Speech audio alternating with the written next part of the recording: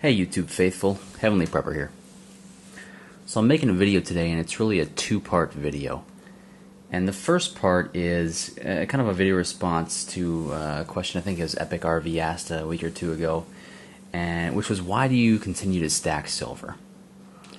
And the second part is going to be, don't make rash decisions based on emotions, especially in a short time frame. So let's start with part one. Why do I continue to stack? And the reason I continue to stack is the same reason I began stacking a couple years back. Okay, so let's revisit that, because the reasons haven't changed, and in fact the reasons have even gotten stronger since I began to stack. All right, but in school, high school, college, etc., I was a big fan of numbers. Subjects like English, while I could do fine at them, they didn't resonate that much with me. Like, I didn't enjoy them. But when it came to like math and statistics, those subjects made more sense because there was definitive answers. It wasn't subjective. You had a right or wrong answer, and it was objective. So numbers made sense to me.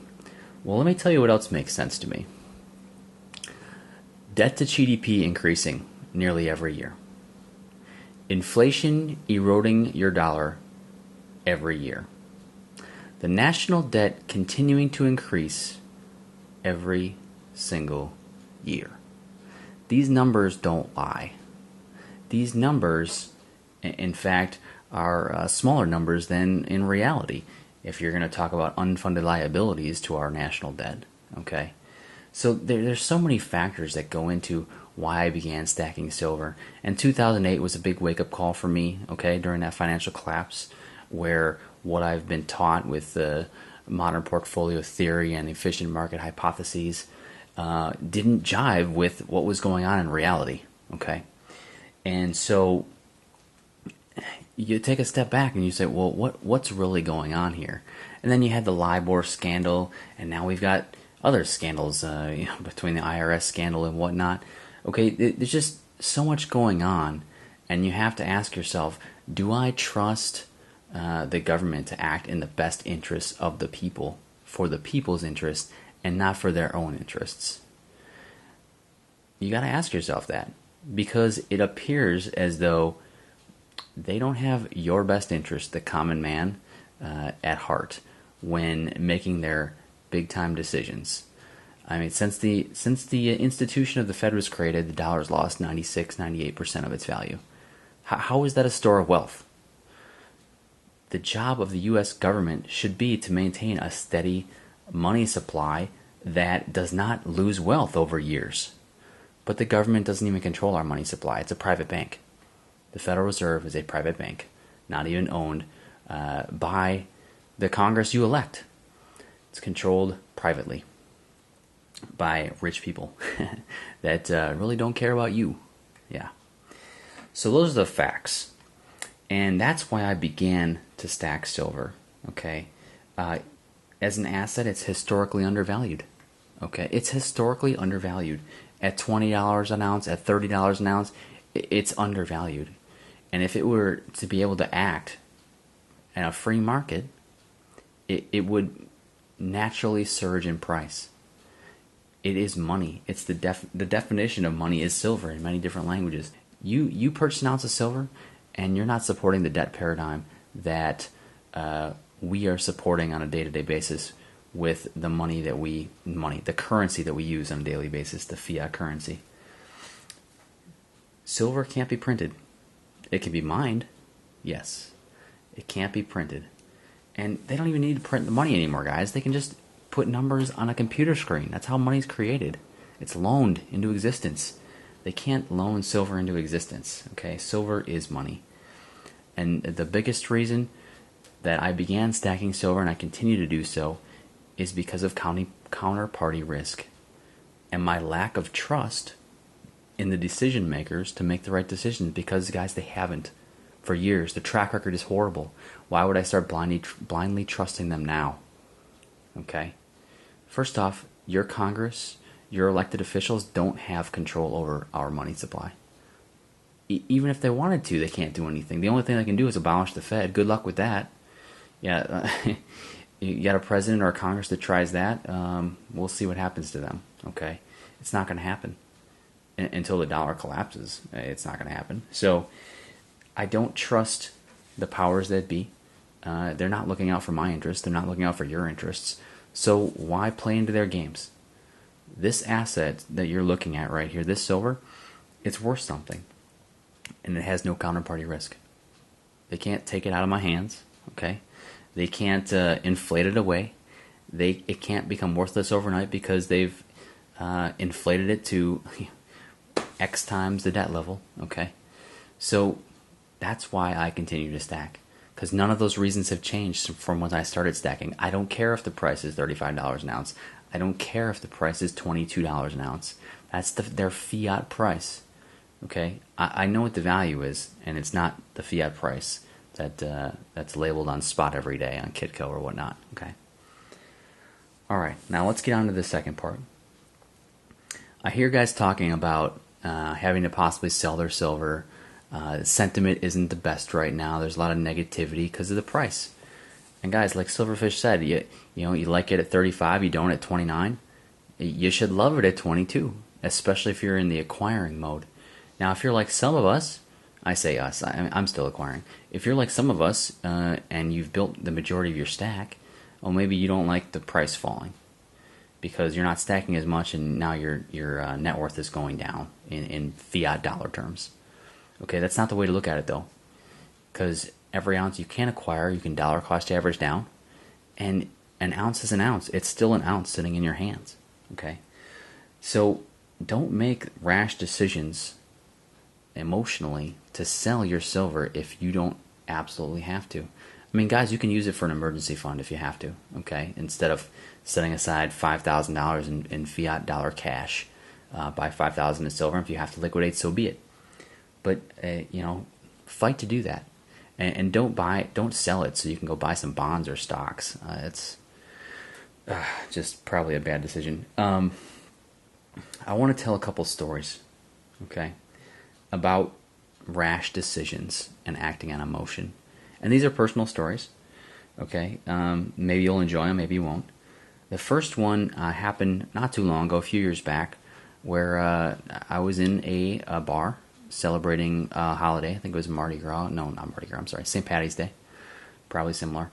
And there was kind of this drunk guy, and just all up in my grill. One of the guys at my table had made a comment as this guy walked by or something, and my friend that made a comment is like 6'3", 250 pounds, and so all he heard was the comment. He turns around, and it wasn't even a disparaging comment. It was just something. And he turns around and he picks me. You know what? I'm the shortest, smallest guy at the table. There's only three of us, but I'm the smallest in stature. And immediately I'm targeted, of course. And what do you do in that scenario? This guy is all up in my grill, yelling at me, pointing a finger in my face, ready to punch me. And guys, I'm not scared to get in a fight. I'm in the military. I'm trained. I'm a brawler, okay? I'm not going to step down to anybody. But at the same point in time, I'm not going to fight some idiot for no reason. I'm not going to make a rash decision that this guy's up in my grill, so I got to fight him. No. That's the wrong move. That's how you land in jail. So this guy yells at me in my face for, I'd say, 2 to 3 minutes. And I sat there and had a conversation with my buddy across the table, smiling as though he wasn't there. And guys, that upset him even more, okay? But what it did is it showed everyone in the bar that this guy's going to be the one who's out of line and taking the first swing. And then, you know what? I have witnesses later on. They're going to say this guy did not act in a rash, emotional decision. He was struck first, and then he defended himself. And it's not going to be, we're now both going to jail. It's going to be this guy going to jail and me being released. Okay, that's the only way to handle that situation correctly. Okay, the only way. What other options do you have where you're not going to end up in jail or end up in a worse scenario? Now, I might have taken a shot to the face first. I might have taken a shot to the gut, but I would have seen it coming. Okay, and you might have to take one blow. So be it. That's the only way to proceed in that instance. Okay, not acting emotionally. The second example is a little more entertaining, actually, and it happened when I was about 13 or 14 with my father. We were on a golf course and playing around the golf in the summer, and we were on, I don't know, 15th, 16th hole, and there were three guys, a father and two sons, and the sons were in their mid-30s probably, and the father in his 50s, and these guys were driving erratically in their golf carts. They were behind us, and they were obviously drinking, and they decided to pass us. Well, at one point, one of these guys picks up the ball I'm playing with, as I hit my drive already, and he takes off with it, you know. And I'm 13, 14 years old, and I'm just, bluntly say, "Hey, Dad," I'm yelling to him across the fairway. Those guys just picked up my ball, and he can see what's going on. He obviously has a lot more life experience than me at 13 years old, and he says, "Don't worry about it, son. I got another ball," and I had another ball, of course, too. But at that point, that's the right move, you know. You don't need to confront idiots who are playing a fool and being drunk on the golf course. Well, you would think that was it. No. We teed off the next hole and continued on, and these guys sped right up behind us and actually hit into us. I don't know if they heard my comment or what, but they weren't pleased. Well, so they hit into us, and obviously that upset my dad. But again, didn't act rashly. What he does is, we're in the fairway. He looks, or actually they hit the ball in the rough. He walks over to their ball and bends down and just looks at it to see if it was the ball I was earlier playing. And it wouldn't matter if it was or not, but he just looks down at the ball just to see. He puts his hand back up, but to them it looked like he took the ball. Okay? So we continue on the hole, and we're up on the green. And these three guys in their two carts come storming up to the green, guys. Okay? Storming up. Like, carts pretty much on the green. And I'm like, oh my goodness, there's three grown adults here that are going to beat us up. And these guys jump out of their carts and all grab drivers and head over to my dad. And I'm like, oh my gosh, there's going to be a brawl here and it's not good. And my dad is real calm, collected, cool, like nothing's happening. And I'm like, I grabbed the putter out of my bag and I just have it standing next to me, ready to defend myself. And my dad doesn't do anything. He doesn't grab a club, nothing. And these guys rush over in my dad's face and say, "Give me that ball back." And my dad real calmly says, "What ball?" "Like, the ball you just picked up in the rough over there." And he says, he looks over at him, he says, and these guys are in his face, all three of them, the two sons and the dad. And, my dad says, "I didn't pick up your stupid ball. It's back over there. Go check." And so the father tells one of the sons, "All right, you go check. We'll stay here." like he's holding us as hostages or ransom or something. And guys, this is highly entertaining now, but at the time I was quite nervous. And the son drives back over, and these guys are just eyeballing us, just waiting to beat us up once the ball's not there. And the son gets back over, says, "Yeah, the ball's here." And do you think these guys apologize? No. They're like, look at us like we're lucky that we didn't cross them, and just storm off. Just storm off. It was hilarious, okay? Again, not at the time. I was pretty nervous, but it's hilarious now. But it was a perfect example, guys, of my father acting in a calm, cool, rational manner and not acting based on emotions. And he probably, could have kneecapped a couple of these guys. I mean, they were a little drunk and whatnot, and maybe I would have come in with my putter and helped out. But that wasn't the right play, okay? He handled it perfectly. And I'm going to tie this back in, guys. Okay, don't make a rash decision if you're thinking about selling that silver. Don't be emotional about it. Be calm, be collected. Remember why you purchased in the first place, because those reasons haven't changed. And I'm going to tie that back into Epic RVs. Why did you start stacking?